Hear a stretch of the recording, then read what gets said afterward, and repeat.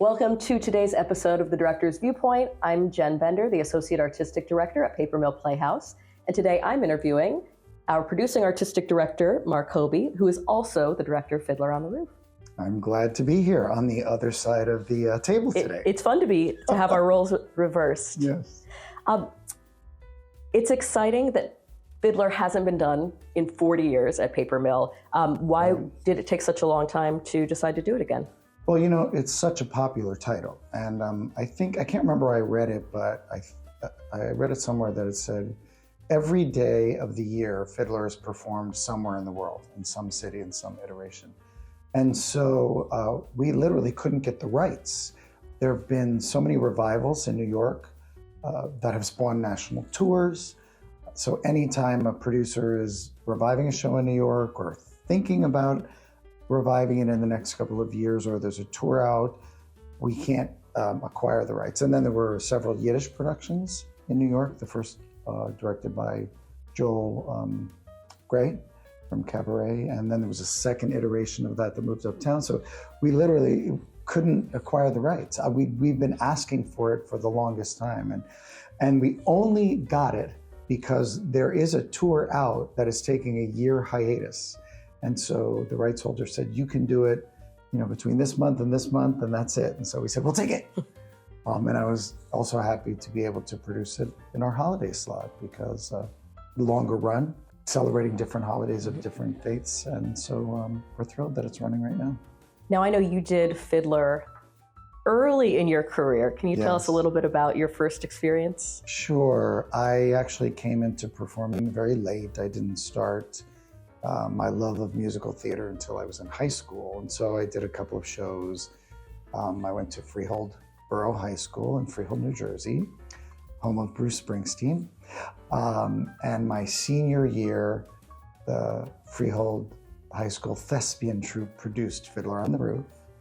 And I was the choreographer, the associate director, and played Tevye. And I know this is true because I've seen the pictures to prove it. Yes, there are And you pictures. grew your own beard, right? I grew a beard that rivals any other beard. I mean, it was a full-on beard, yes. I think that's why I got the part. No, but yes, I had a very substantial beard that was not a prop. It was not fake. Well, I think that's one of the reasons people are so excited about this production. So many people either grew up listening to the album or seeing the movie or doing a production in their community theater or in high school. I know I was the dance captain when we did it at Harding High School in Marion, Ohio. Great. So it's nice that people have such a relationship with Fiddler before they even come to see this production, which is not the case with all shows, but it does feel like every audience member, Fiddler has touched them in some way. And I think part of that is, well, it was at the time when it opened. I think it was opened in 1964. It became the longest running Broadway musical of all time. It broke the records then. That has since been surpassed by, I think, Phantom's the title holder now.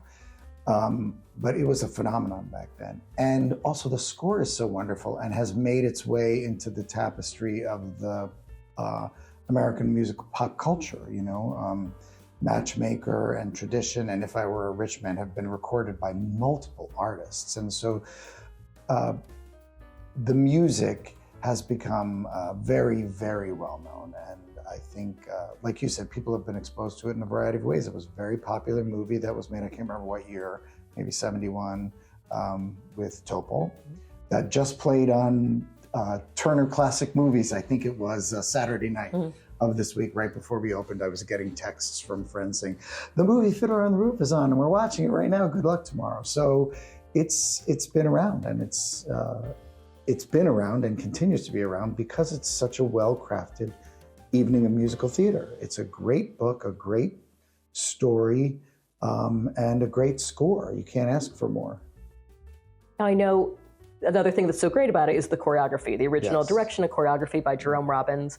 And you are so lucky that you had worked with him, knew him, did Jerome Robbins Broadway. Yes. What was that experience like? Well, you know, my first Broadway show was Jerome Robbins Broadway, which was, for anybody who doesn't know what that was, it was a compilation of snippets of all of the great musicals that were directed and choreographed by Jerome Robbins. So it included On the Town and West Side Story and The King and I and Fiddler on the Roof, of course. In fact, Fiddler on the Roof was the grand finale of the show. And we did highlights. We didn't, obviously you couldn't perform the whole show, but we did in the Fiddler section, we did Tradition, obviously. We did the dream sequence, which is a lot of fun. And then we did the whole wedding, which is probably, I think, a signature piece for Jerome in terms of choreography, storytelling, and staging.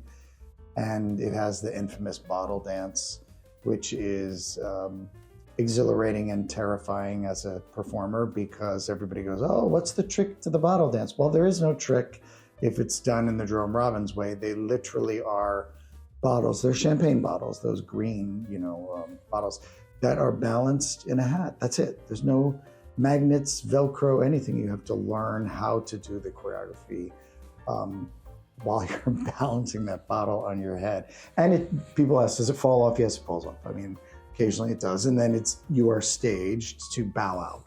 So if your bottle falls on, you grab it, but hopefully before it hits the ground, then you bow out. But working with Jerry was an incredible experience. He's was such a versatile, visionary choreographer.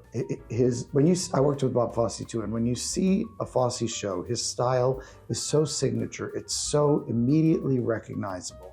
You know from a mile away what a Fosse show is, right? Mm-hmm. Angular, pulsating, gyrating, very tight choreography. But Jerome grew up in the ballet world and then crossed over into musical theater, and his breadth of style is a lot wider. When you think of On the Town, the Sailors in On the Town, or West Side Story and that Latin dancing that the Sharks and Anita and those women do in America.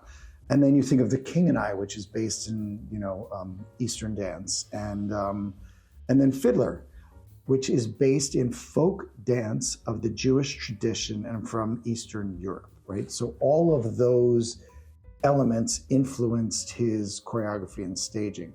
And that would be enough if that was it, that each show to show, he changed his style and physicality to fit the material. That would be enough. But on top of that, he layered in acting and story. And so one of the most exciting things for me about being in Jerome Robbins at that time was, in order to even get to the callback stage, you had to be an A-list dancer, A++++. And then that was not enough to get in the show. You had to be an actor. He wanted actors. He wanted performers who could use the choreography to tell the story, that each move was specific to an emotion, an attitude, an event. And one tiny little thing, which is going to be hard for our listeners to understand, but at the top of the bottle dance, when the first two bottle dancers put the bottles in their hats, and then they look at each other and they turn around, they make these little circle gestures with their wrists, and then they shrug. And when I was watching the choreographer, Parker Essie, who was fantastic, a wonderful collaborator, and was recreating the Robbins choreography, I said to him, I want to talk to you about that step. It's not exactly right. He said, well, what do you mean? I said, well, you have the gentleman circling their hands inward, and that's not what it was. It was a circle outwards, and it was actually like a little flick of the wrist. And the idea was to flick away any evil or negative energy before we started this bottle dance, in hopes that the bottle wouldn't fall off your head. And then you shrug to each other in the audience like, I don't know if that worked, we'll see. So even that tiny little gesture meant a lot. And it colors the way the dancers then perform it. It's not just circle, circle, shrug. It's flick away the negative energy. And then, did that work? I don't know, but here we go. And it changes your whole body language and the way you approach the movement. And Fiddler is different from a choreographic standpoint as well, in that we call it messy. It's messy Fiddler. It's messy choreography. And it's because there were no dance schools in Anatevka. These people didn't study dance. It is born out of folk dance tradition, what you learned at an actual wedding or from your parents or your sisters and your brothers. And so it's not so important in this show that everybody's arm angles and toes are pointed and they're all alike, as long as it's infused with the character and energy of who you are playing in the show. And every person in the show has a character name, and they have a backstory, and it really does create a community and a family that brings to life this story. And I think that's really what's exciting about the production we're doing right now, is that is tenable. The relationships between the people, their commitment to character, and the living that through the choreography. Well, you also bring up something about community as you're describing all of those individual people making up a community. One thing I like about this conversation is that we get to share things that an audience might not know when they come to the show. Mm-hmm. One thing they might not know is that we've had to contend with a lot of COVID cases leading up to this production, which you would never know in the audience, because this cast of actors they're such pros. Yeah. They have stepped up. But I'd love for you to talk a little bit about, I think sometimes in 2023, it feels like we're not juggling the same kinds of COVID interruptions that we did a few years ago, but it's still hitting us hard. Yeah, first of all, I have to talk about the cast. The cast is phenomenal, and we were so lucky to get the cast that we got, because each person, from Jordan Gelber, who plays Tevye, to Jill Abramovitz, who is a brilliant Golda, all the way down the line through the daughters into the ensemble, each one of those actors is so unique and, in my mind, perfectly suited to playing these roles. We also worked very hard to find Jewish identifying actors, because I felt that was important to the story. And so they're bringing a history, they're bringing a variety of talent and passion to the piece, which makes it very rich. Then, yes, we went into rehearsals a couple weeks ago, 3-4 weeks ago, and we haven't had to deal with COVID lately. And I thought, okay, we're kind of over it, and this is gonna be fine. And the COVID bug bit us badly. And Tevye was out for almost a week. Golda was out for almost a week. We had, on our first preview, we had 5 actors out. We had a stomach flu. We had a virus, a cold. Every day we would show up to rehearsal, and myself and my team on the creative side, as well as the cast, did not know who was going to be playing which role or who was going to be, in which track. And it was challenging, frustrating, but ultimately built an incredible bond among the players, because they knew they had to support each other. There were people going on who hadn't been rehearsed, the first understudy rehearsal is happening right now as we're holding this interview, and it's actually become a put-in because we have someone out tonight. So in a way, as frustrating and as challenging as it is, it has built incredibly strong bonds among this community of actors who already loved each other, but now have literally had to hold each other up on stage in order to keep the show moving forward. And I think that pays off in spades, because that's what the show is about. It's about a community of people that celebrate together, that have, huge triumphs of a wedding and a birth of a baby, and then horrible, violent situations they have to deal with too, when they're, interrupted, invaded by this Russian community, and ultimately kicked off what has been their homeland for generations. Well, having a Jewish identifying cast, I think, inherently brings people together. They're sort of starting from a place of understanding, but you also brought in a rabbi to sort of inform and talk to the cast. What was that like? Well, it was great. Rabbi Erwin Kula, who was just amazing. I'm so grateful to him. I'm not Jewish. I consider myself a recovering Catholic. Coming to this show, I already felt like I had to do a lot of work in trying to understand the rituals that are presented in the show and the parts of the Jewish faith that are highlighted. And so I looked for resources, I did research, and I also brought people onto my team who were Jewish. My associate director identified as Jewish, my musical director is Jewish, the company was Jewish, and I invited them to bring their thoughts and their feelings into the rehearsal room.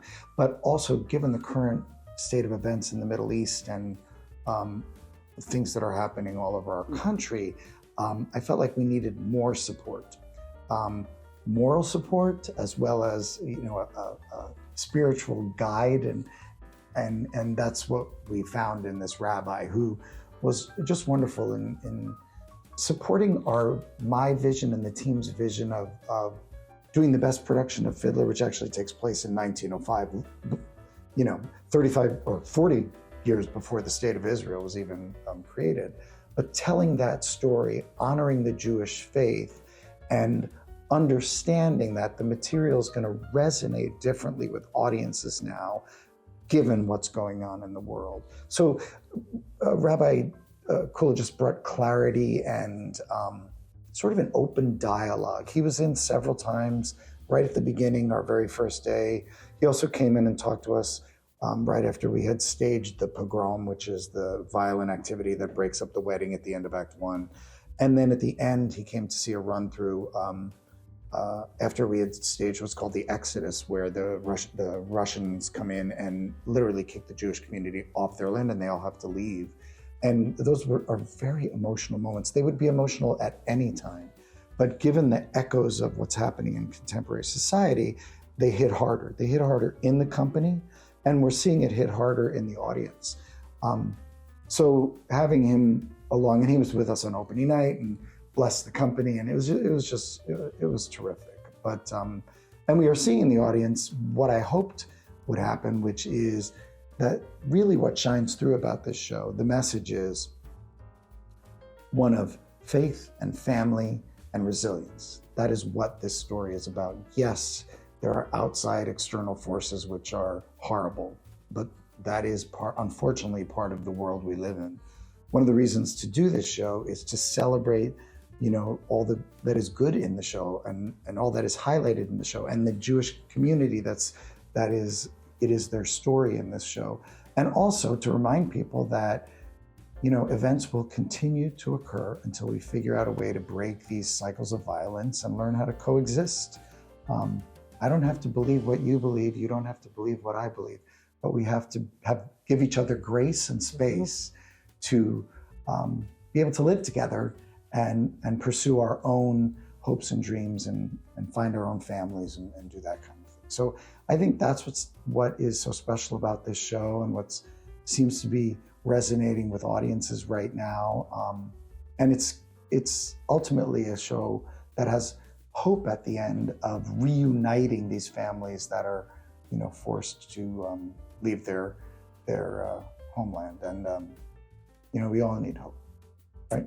Yep. One thing I really appreciate about this production and your direction of this production is how much humor there is. And I think we couldn't watch a 3-hour show with so much heaviness if there weren't also those moments of levity. Right. But you're so masterful at finding ways to sort of lean into the humor of each moment, but it never feels like it's at odds with the surroundings of the story. Do you make a real effort to find the humor, or do those things kind of happen naturally in rehearsal? Well, I'll tell you, part of that is the structure of the show.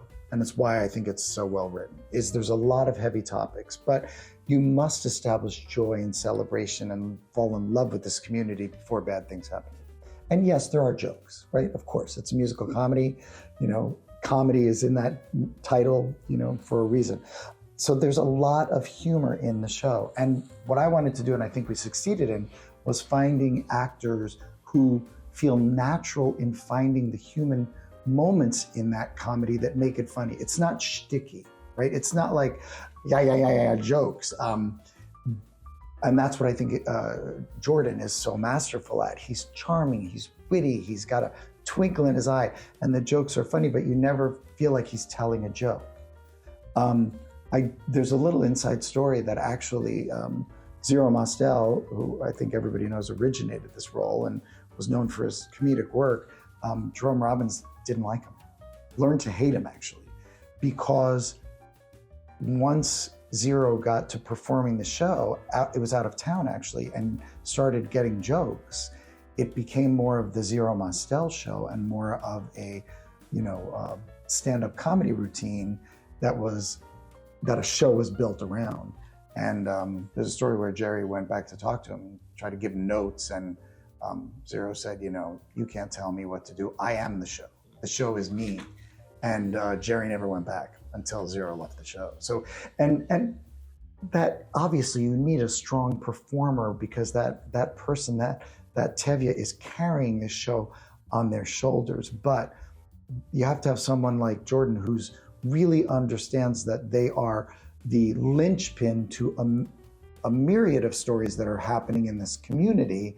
And humor is what gets us through the dark times. And the cast talked a lot about it, that is a mechanism in the Jewish community, that humor is used in the darkest times to sort of pull us out of what could be very tragic. And I think that's woven in and out of the show. So I won't say that I haven't asked for hit that joke harder in certain places, but we like it to be a delicate, natural touch.